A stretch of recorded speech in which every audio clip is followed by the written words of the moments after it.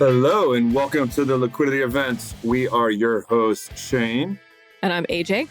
And this is episode 59 of the Liquidity event being recorded on September 14th, 2022. It's September 13th. All right. Spreadsheet's fucked up. Sorry, everyone. Excuse me. The G sheet lied. Let's roll it back. Right, because we're a day early. Yeah, we're recording on Tuesday instead of our normal Wednesday. Because we're at a conference. Leaving on a jet plane. Don't know. That's what we can. No. Okay. At least I am terrible at karaoke. AJ's pretty good at karaoke. So you might hear some more songs from AJ. Anyway, where are we at, AJ? What conference is going on? Why are we recording on Tuesday instead of a Wednesday? We are recording on Tuesday because we are at the Future Proof Conference in beautiful Huntington Beach, California, which for those of us who grew up in Los Angeles who didn't know that Huntington Beach is very far from Los Angeles. It's a beautiful beach city, amazing conference right on the beach, like lots of inspiring speakers. We get to hang out with people who do what we do. If you're listening to this podcast, maybe you work in wealth management or taxes or financial planning, or maybe you're a client of someone who works in taxes or wealth management or financial planning. It's just like a kind of like meeting of the minds. It's, I don't know, whatever you do. I don't know if you like going to conferences, but we love going to conferences. You just like, you meet cool people. Some of the sessions are good and inspiring, but really it's like the interesting people and things you hear about in between the sessions. And usually at like 1 a.m., a couple drinks in at the after party hosted by some piece of software you've never heard of. 1 a.m., maybe Eastern time. I haven't stayed up till 1 a.m. Pacific time. I've been crashing early, I believe. Although I do lose track of time. When did we leave last night? What time did we leave the party last night? I don't know. It was not early. Fair enough. Spry enough for today's festivities. Did you see any cool speeches today or this week at all? Big Boy is performing tonight, so we will be speaking on Big Boy's performance, which I find hilarious. Some of the best concerts I've ever seen are at wealth management conferences. We saw famously Weezer at the TD Ameritrade conference in San Diego about 3 years ago, and I believe we were front row, and you got Rivers Cuomo's guitar pick, I believe. Shout out to Rivers. Yeah. Shout out to Rivers for needing the money and needing to play to 600 financial advisors in a conference center ballroom at the Hilton in San Diego. That was embarrassing. At least this festival is like boys. This festival looks like a music festival, right? Like if I were Big Boy, I wouldn't be terribly embarrassed to be performing here because it like looks cool. Performing as a semi-famous successful rock band in a conference center ballroom is depressing AF. A lot of white guys wearing dunks at this conference, so present company included. a lot of Skrellies here. You can't call other people out for shit that you do. I guess you can. I do that all the time. I think hypocrisy is cool. Am I wearing dunks? I'm not wearing dunks. You're not? What? No, I'm not wearing dunks. What are you talking about? I own those dunks. White shoes that you have? Those are Air Force Ones. Those are required wearing for everyone between 25 and 40. Okay. They're staples. Anyways. It's a cool Walk conference. around Brooklyn, like every third pair of shoes is a pair of white Air Force Ones. Okay. What? Okay. So that's what we're doing for fun. Trust me, dear listener. It's different. In defense of not being like everybody else by Shane Mason. No, it's cool. We do have an IPO this week. We sure do. It's a ramen company. Okay. Tell me. Go for it. What? This is a tiny little company. It's a Yoshiharu is a fast-growing restaurant operator that was born out of the idea of introducing the modernized Japanese dining experience to customers all over the world. So they have a secret, sauce, they have a secret broth for their ramen, and they have 8 restaurants, with 1 in development and 8 on the way, mostly in the Southern California area. They went public this week. And after some trading, they priced a little bit lower than they initially thought. They priced at $4 a share. and now they are commanding a market value of $53 million. And last year, their profits the revenue last year was just under $8 million. So we wish Yoshiharu all the best in their journey as a public company. Hopefully, some of the chefs there who are responsible for that secret bone broth got some equity. What else do I want to say about this? Oh, the ticker symbol is Yosh. You know that they didn't. Yeah, they did. No. By the way, no. I mean, I don't know, but you don't think they did? I think they did. By the way, do you think chefs are getting equity? Are getting paid in equity, like a line cook? Thank you, chef. Here's your RSU. You never know. There 130 is a employees on the way home, AJ. On the way back to the airport. Really? Should drop in for a little. Oh, we're going. Yeah, we should drop in for congratulate them on their liquidity event. Hello, we should have a liquidity event at Yoshiharu. Have an Asahi or something like that. So annoying. While I'm looking at this map. What's the problem? Somebody was like, "That's Catalina Island." I'm like, "No, I'm pretty sure that's Long Beach." I got no fight with an advisor last night over what the license. Anyways. Yes, let's drop into a ramen spot and drop it on the gram. Sounds great. Speaking of getting in fights, did you know that tennis is a failing business? What a segue. Wow. Crushed it. Yes, I did. Actually, I did not know that. You found this article from the Journal, which is sick. Yeah. This is a great article. From the Times. Yeah, from the Deal Book on the Times, which we should start reading more of these Deal Book articles. I feel like there's always good stuff in here. Yeah. Always good deep dives. Wall Street's favorite sport is a failing business. So the premise of the article is U.S. Open just happened in New York City last weekend, or it's in Queens, right? You went, didn't you? I was at the U.S. Open last week. Yep. It's a very cool cultural event. Yeah. Lots of celebrities there. Lots of, famously like Jamie Dimon, head of Chase, JP Morgan is there. Bill Gates is there. Is Jamie Dimon a celebrity? Well, no, but that's what I'm saying. The article is about how Wall Street, the who's who of Wall Street goes to the U.S. Open. But if the U.S. Open or tennis in general was a company, the shareholders would be revolting because it's a terribly run sport because there's a lot of bureaucracy and a lot of people getting paid fat salaries and potentially not doing much. So the article is just about like all the bureaucracy. There's like 7 different tennis organizations that are kind of all doing this similar things. And like, it's really hard to make it as a player and actually support yourself. You have to be like in the top like 100 players in the world. And I think tennis is kind of afraid of going the direction of golf, where we see like the PGA Tour. We had this like other entirely separate golf tournament. Is it Live? I haven't actually said that out loud. Like they set up this whole other completely separate entity for players to compete in because players were just like, I'm sick of this PGA stuff. I need to make more money. So we could see the same thing happen in tennis. No, I thought the Saudi Arabian government set up the Live Tour in order to like compete with the U.S. tour, like the rest of the world, and that's why there was all those protesters that were. Phil Mickelson famously was over there playing for the Saudis, which is just, a cash grab, right? Like they pay him a ton of money to come and use their brand. Right. Well, that's what I mean. Yeah, it's like the Saudis have money, so they're like, yeah, come play for us. We'll pay you a bunch of money.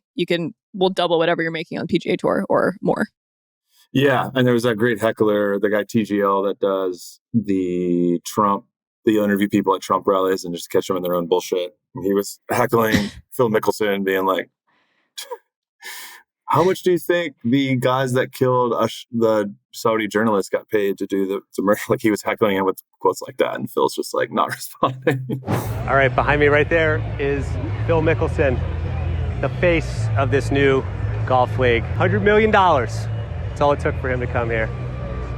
And I guess forget about that journalist that was chopped up by the Saudi government. Last hour, Phil Mickelson teed off here at the 16th hole just behind me. Here's what happened. Do it for the Saudi royal family. Come on, man. Shut the fuck up. Come on, man. One more time and we'll escort you out. Okay, I'm so sorry. I'm so sorry. I am sorry. I'm very sorry. I'm very sorry. What's the journalist's name? I feel like you might be able to remember it. Khashoggi? Oh. I'm butchering it. Oh, yeah, sorry. Apologies. This is embarrassing. Sorry, listeners. I shouldn't have taken a crack. Yeah, this is embarrassing. But yeah. Anyway. Tennis is... I don't see the articles like talking about how it's a failing business and there's not that many, like it doesn't have a strong support structure, like financially it's a mess, even though it seems like when I was there, it's like Emirates was one of the big supporting brands. Rolex was a big supporting brand, Chase, Amex, like all of these aspirational brands that are for our luxury brands essentially. And yet it seems to not be doing very, very well financially. And the players don't seem to be getting very paid if you're not in the top 20. Yeah, it's like a cool event. Like it's a cool cultural event. Like in New York City, it's like, oh, have you gone to the Open? Like tons of tourists come in. Like I just met someone today at the conference who doesn't live in New York. And he was like, oh, I was in New York City for the Open last weekend. It was so awesome to get back to the city. And like, it's just good for, I don't know, New York City morale or whatever. And if that goes away, it's bad news. Obviously, like Serena's retirement from tennis was in the news. Did you happen to catch her match? If she had won that match, I would have seen her match when I was there on a Sunday, but she lost on Friday. I did watch that on television, which was really, really cool. Thanks, Serena. Man, lame. Yeah, so the women play after the men. And one of the other things that they mentioned is that sometimes, like, it's just not very well organized. Like, the men's games can go until, like, 3 a.m, just because they don't have, like, a tiebreaker. They have a tiebreaker, but, like, I didn't know this because I don't pay a lot of attention to tennis. But, like, it could just go on forever. Like, it's like cricket. Like, it has to... Or like one of the games went till 1 or 2 in the morning. And the women play after the men. So the women could get started at like 2 a.m., like a little sleepy. Yeah, I don't know if they started that match afterwards, but there just needs to be some better rules. It's only a $2 billion industry, which I find interesting.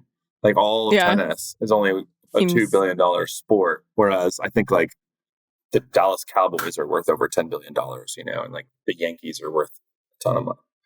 Yeah, I guess because those are huge stadiums. But anyway, that's cool. I don't know. The other cool thing about the U.S. Open is that just literally the physical structure of Arthur Ashe Stadium. It's just like a big party, and it's a tiny little stadium. We're talking a lot about sports this week, I guess. And it's just like it's like a modern, tiny, like micro stadium. It's like what I imagine like a micro nuclear plant like looks like. It's like not like a little baby, like a model. It's not like a mega like scale. A mega. Yeah, it doesn't give you megaphobia. It feels very manageable and cute. Yeah. And like you can see the tennis ball, even though we were in the last row. And there's all these giant TVs, and it just feels really clean. I mean, Michelle Obama was there. Yeah, but I do want to go back to that. Do you think I'm curious what our listeners think if Jamie Dimon or Bill Ackman, who are both mentioned in this article, are celebrities, and they would be some of the only people from the finance world that are celebrities besides like Susie Orman that are like known, or what's Dave Ramsey? I guess Dave Ramsey, or famous con artists. Madoff would be a celebrity. No longer with us though. Oh yeah. Yeah. Speaking of... Are you segueing? Oh, here, let me help you out. I'm segueing, but I need a... I'm drowning. Speaking of failing sports businesses, there you go. Thank you. Yeah, Peloton CEO is out. Peloton, or sorry, not CEO. He stepped down from CEO back in February, and he was the chairman. Peloton chairman John Foley to exit in a management shakeup at Peloton. Peloton, as many of you know, experienced explosive growth during the pandemic because everyone was stuck at home, couldn't go to the gym, had some money potentially from their startups doing very well, and just if you were a remote worker, you were stuck at home, you wanted to stay in shape and look cool and have a community of fellow cyclists. Great pandemic business. There was a lot of criticism that Foley invested way too much in the supply chain and just like overproduced, betting that this would continue forever. And when the pandemic started to wind down, people went back outside, back to the gym. Peloton demand dropped off. So he is out, and we will see what new leadership comes in and see if they can turn around this company. I remain sort of hopeful. I think like exercise tech is always going to be around. Like as we start to live longer and be more interested in our health, like I have faith in the future of Peloton. It might take a little while, but I think there are some smart ideas that we don't even know about that are coming down the pipeline. Is my prediction. Yeah. Yeah. Have you ever ridden a Peloton? I fucking love Peloton. It's so awesome. Yes, my sister... Do you have one? No. No, I tried to get one. I move around too much to own anything of that size. But my sister owns one in her Houston home, which has plenty of space for Houston homes are large. Everything's wide instead of tall down in Texas. And yeah, I loved it. Suffice to say. Yeah. It actually kicked off my whole reinvigoration, post-COVID, I'm going to get back into working out. Back in November, December, I took a week or two off drinking, maybe even a month. I took a long time off drinking and rode the hell out of a Peloton and lost a couple pounds and was like, oh, this is what feeling good feels like. I forgot about this. And so, yeah, I attribute that to Peloton. So I'm a big fan, huge fan of the brand. I hope if, it's only valued at $4 billion now, down from its peak of $50 billion. There's a lot of people talking about how it will be acquired by a larger, $1 trillion company. How much, Apple's a $3 trillion company-ish. That's less than half of 1% of its. It would be almost free if it did a stock swap. So I just don't know if they want to deal with if the market's even big enough for Apple to consider it. And they already integrate with the Apple Watch and all that. So yeah, they were saying one of the new moves is they're going to have a partnership with Amazon, so they're going to start selling through Amazon to reach more people. I'm sure Amazon's got some discounts lined up. Did you say poor people? Or you said more people? No, I did not say poor people. More people. I was like, whoa. I'm not that spends 2 days at a wealth conference, immediately becomes an evil capitalist. No, I did not say poor people. More people. I would love for everyone to have access to a Peloton. What a great way to stay in shape without having to leave your house. If you got young kids or demanding job, etc. Speaking of demanding jobs, the U.S. has banned advanced technology firms from building facilities in China for a decade. This headline is a bit misleading because the U.S. did not ban all building any kind of factories in China. Basically, they've banned companies that have received tax breaks and credits or help from the U.S. government from taking jobs offshore. This has to do with this is the CHIPS Act, the U.S. CHIPS and Science Act. Basically, what are these? These are what's it called? What's the word for chips? Not super semiconductor. Semiconductor. Thank you. That's what I was looking for. Yeah, that's the industry that we're talking about. It's most of these. I forget the percentage, but most of these chips are produced in Asia, and we want to bring them back here. 90%. Yeah. So that's cool. Or rather, only 10% are produced in the United States.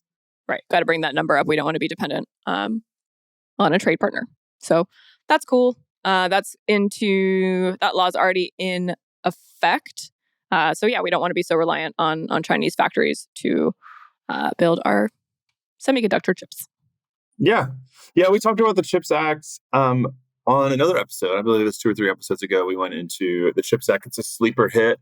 I believe when it comes to Democratic legislation that came out of this agenda or out of this administration, I think it's really cool that we're committing so much money to domestic manufacturing of chips. There's already been a large set of announcements of people that are using this money or letting people know that they're going ahead and accelerating investment and building manufacturing plants in the United States. Just onshoring in general, I find very cool. It's going to be good for advanced tech jobs in the U.S. Going to provide some more opportunities for people to, reverse the hollowing out of the United States manufacturing sector. These are just some of the covenants that you would expect from a government loan. Every loan has a bunch of covenants, and it's not just free money. It's no surprise that there's a string attached to this. Whenever Except PPP came out. Yeah. No, there were 26 different sets of restrictions, or different iterations of the restrictions that we, infamously had to navigate over the course of 2020 and 2021. Just looking at tax returns now, but still have PPP. I'm still dealing with PPP because those were mostly forgiven in 2021. Forgiven, yes. Yeah, so those are getting forgiven on tax returns that we're filing now. So it refuses to die. But yeah, it makes sense that you would not be able to take our U.S. government money and use it to build a manufacturing plant in China. Our competitor. Yeah. What else was there in this article about? All right. Oh, well, keep moving. We got a lot to get through, my friend. We got to keep moving. True. Yeah, go for it. What do we have next?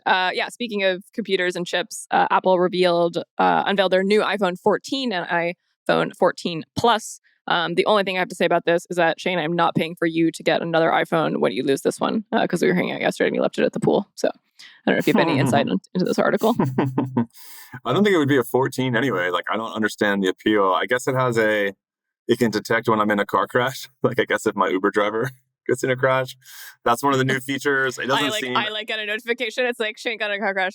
Rats. Anyway, you were saying. And if you get in a car crash and there's no service there, then it can broadcast your location to a satellite instead of using a cell phone tower, which could be cool. Wasn't that didn't we have that before? It was like Starlink. What was that called? That thing in the car? You know what I'm talking about? OnStar. It was like OnStar. Thank you. Not Starlink. That's the Musk internet thing. OnStar. Yeah. What happened to OnStar? Are they still around? Wait, Starlink just had a massive update as well that we need to... I think we skimmed over. We'll come back to that later. But yeah, OnStar is still around, I believe. I think you can still get that in some cars. But that was the biggest flex when you got in your buddy's car and his dad had the Escalade with the beep, beep. with the OnStar. With the button. Yeah. Like, hello, Richard. How can I help you? And it was like an actual person that answered every time. Yeah. It was like the original Amex Platinum. Yeah. Remember, Gen Z will not remember this, but back in the day, you could call information. You could call 411 and an actual person would answer the phone and get you the phone number for somebody else. So kids, before there was Google and you needed to you're in a new city and you needed to, you need a phone charger. We didn't have cell phones then. You needed to get your nails done and you need to find a nail salon. You would literally call 411 and say, hey, can you give me the number of a nail salon near this address? And they would look it up in the phone book and then give you the number. Or sometimes they would even connect you. It was crazy times. Yeah. I think they charged you like $1 every time you used it. I remember getting in trouble for using it too many times when I was like 12.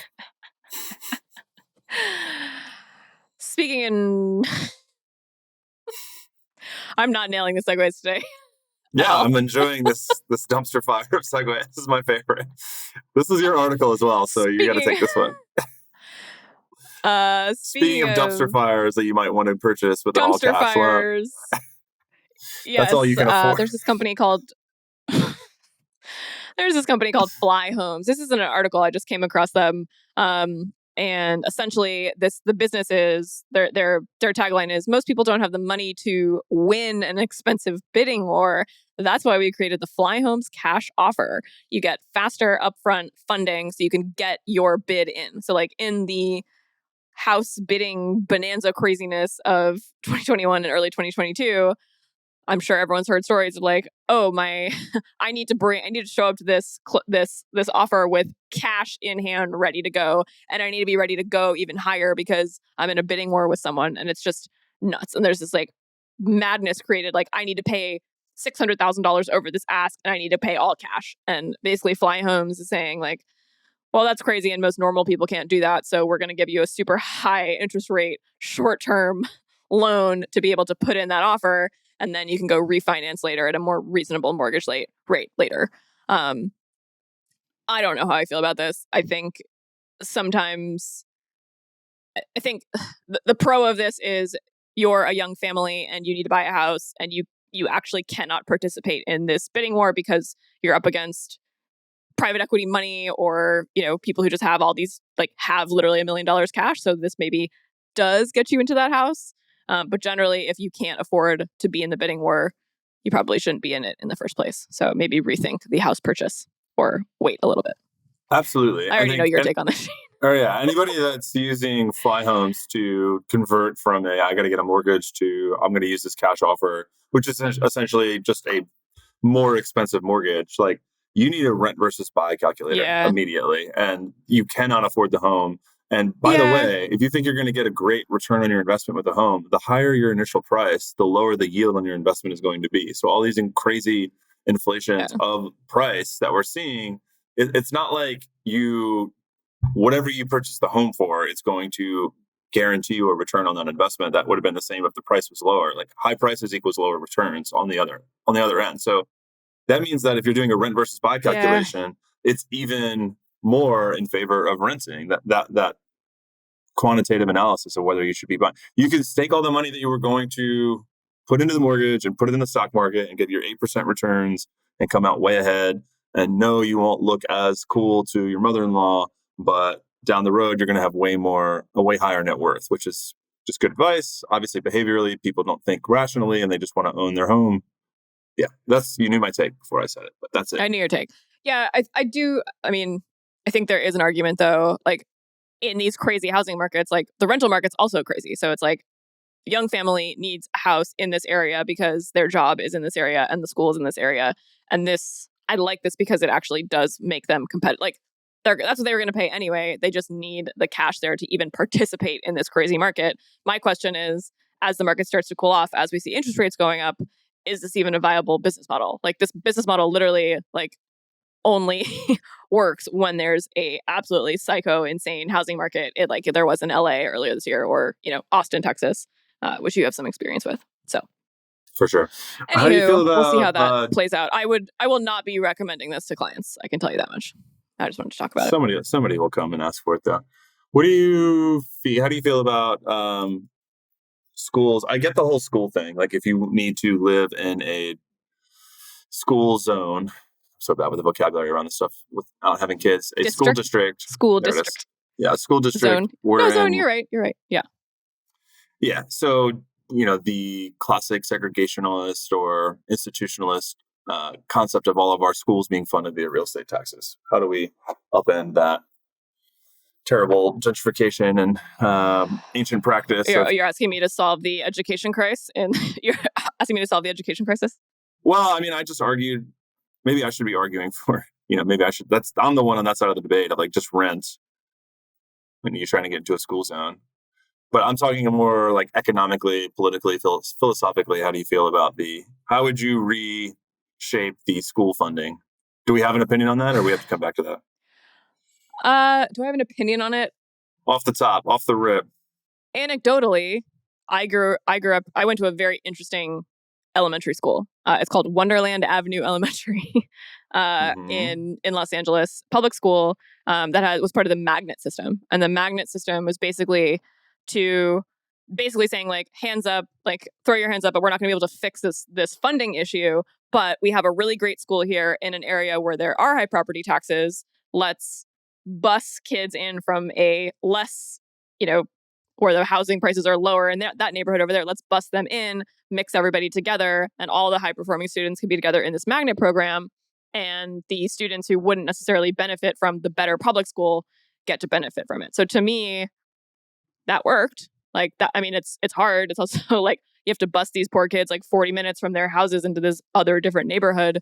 But to me, that's instead of trying to fix the massive institutional problem that's been around for forever, that's like a good temporary, like, hey, we've got millions of kids that need to get a good education. Let's mix it up a little bit. Let's make room for them in our better funded schools. Oh, okay. So your take is... I don't have an opinion fix for you. Oh, you don't have an opinion? Okay. Yeah, I hear you. It reminds me of that article that we I feel ill-equipped to talk about this because I don't have kids. Like this is not like I imagine this is like such an urgent, important thing for so many parents. But you and I just like, I'm aware of it, but I don't like feel the urgency, which is why I don't have an opinion yet. Yeah, I hear you. Yeah. Reminds me of the article that we talked about wherein the biggest indicator of success for lower socioeconomic status was access to, if you had access to people like role models that were higher socioeconomic status. It wasn't necessarily education level, but access to those people, like living around them and being influenced by them and seeing the other side of the tracks.